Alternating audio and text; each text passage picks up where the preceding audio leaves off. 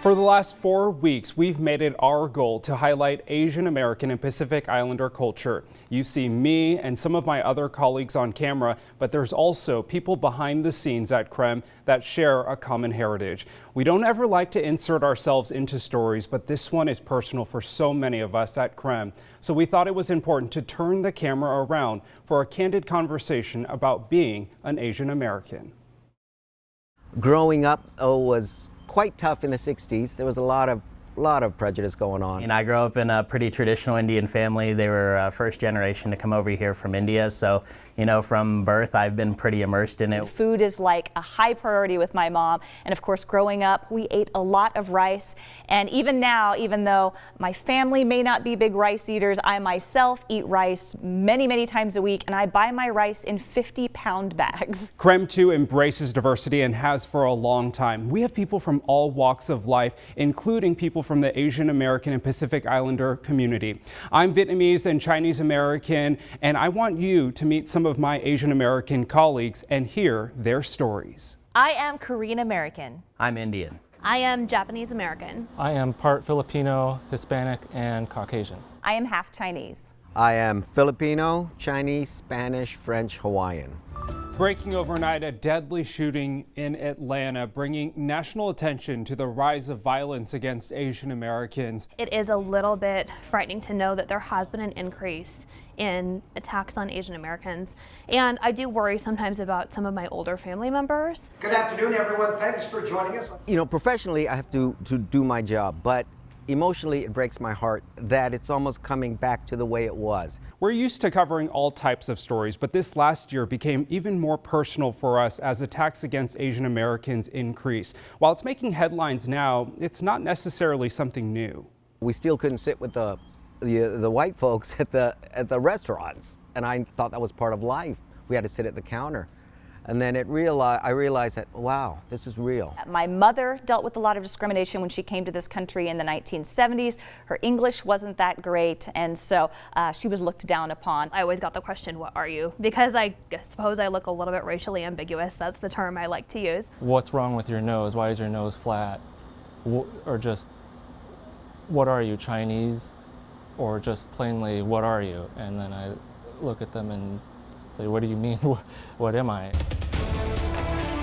Well, Americans all across the country have gathered in rallies to honor the victims and condemn violence against Asian Americans. But it hits harder at home for me because it's my own family.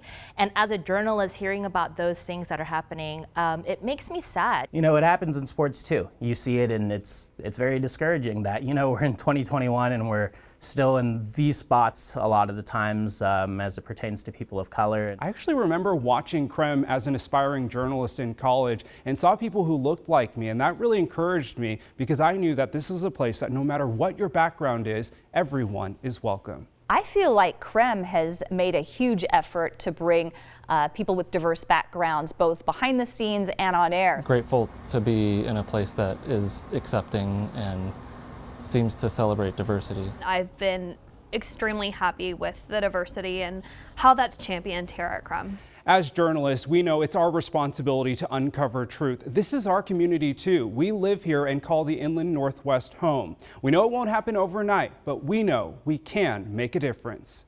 I want to shine a light on the positive stories, like I said, you know, bringing a light to people who are making a difference in the AAPI community. Everybody has something to contribute to American culture, which is kind of a mishmash of all the other cultures. Speaking up always when you see something that's hate or, you know, just racial bias, to say something and make sure you speak up so you can correct actions moving forward. So KREM employees created a diversity and inclusion statement recently, and we want to share it with you this morning. It says, KREM too strives to provide a workplace of inclusion and diversity. Our station does not tolerate discrimination. We cultivate a culture of growth as well as share a common goal of inclusion no matter the identity. We take each of our colleagues' unique and shared experiences and use them to make our workplace and community one for all. And I do want to thank my KREM colleagues for opening up and sharing their stories. And I think that's really what the whole point of this story is all about, is that we all have a unique story to tell. And I get emotional talking about it because just hearing some of their experiences, it almost made me want to tear up. Yeah, absolutely. You know? It's something where I was going before this all came to light. How could someone do that to someone else? And I had zero understanding, and now I realize that I have to step up and say something if somebody else is doing it, because this is absolutely absurd that this is going on in the world around us. We have a responsibility for Absolutely. our colleagues, our you know, everybody here. And thank you, Tim. That was a beautiful story, and I love being able to see how special everybody is in their unique way. So Absolutely. I love that this morning. Yeah, and you know, everyone inside this building, we're also a part of your community too. And so I wanted to highlight the people that work hard every day to bring you the most accurate and balanced newscast possible in our market. I love it. From the hardest working dude in the entire newsroom.